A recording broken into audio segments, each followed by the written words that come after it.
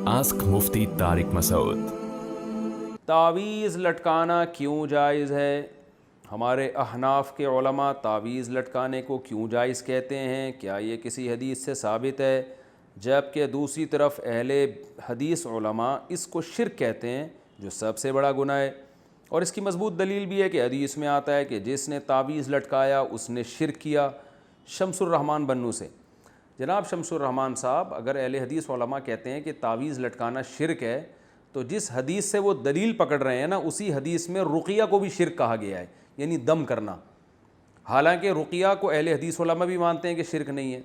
तो पता ये चला कि जिस हदीस में तावीज़ लटकाने को शिर्क करार दिया है, उससे तावीज़ से शिरकिया तावीज़ मुराद है।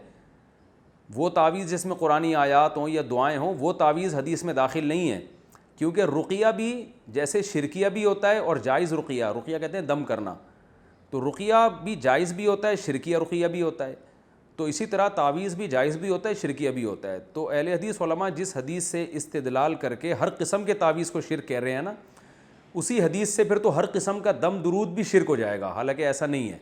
तो जैसे रुक़िया की दो किस्में हैं, इसी तरह तावीज़ की भी दो किस्में हैं।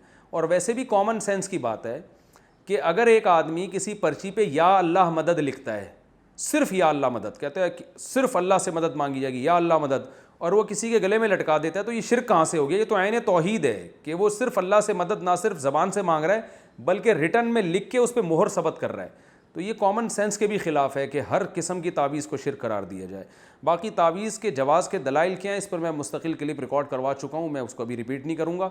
फिर भी एक बात ज़रूर है कि ये अमल पसंदीदा नहीं है। बहरहाल ये जहन में रखें, अल्लाह से मदद मांगे ज़बान से, पर्ची लिख के लटकाने की क्या ज़रूरत है? बस ज़बान से मदद मांगे, इसकी ज़्यादा फजीलत है, दुआ की फजीलत है। जो लोग तावीज़ गंडों में पढ़ते हैं, तो वो मैंने देखा है उनका ईमान बहरहाल कमज़ोर हो जाता है और वो इसी में लगे रहते हैं। तो इसलिए हमारे उलमा भी इसकी गुंजाइश देते हैं कि अगर लोगों को तावीज़ ना दिया जाए तो वो खालिसतन फिर जाहिल पीरों के पास जाके शिरकिया तावीज़ लेना शुरू कर देते हैं, वरना ये अमल शरीयत में कोई ज़्यादा पसंदीदा नहीं है। नबी सल्लल्लाहु अलैहि वसल्लम ने फरमाया, मेरी उम्मत के 70,000 लोग ऐसे बग़ैर हिसाब किताब के जन्नत में दाखिल होंगे जो तावीज़ और रुक़िया वगैरह से बचा करते थे। तो इमाम नववी रहमहुल्लाह ने इसकी तशरीह में लिखा है कि जो जायज़ तावीज़ से भी बचते हैं वो इसमें दाखिल हैं। बहरहाल तशरीह में हदीस की इख्तिलाफ़ है।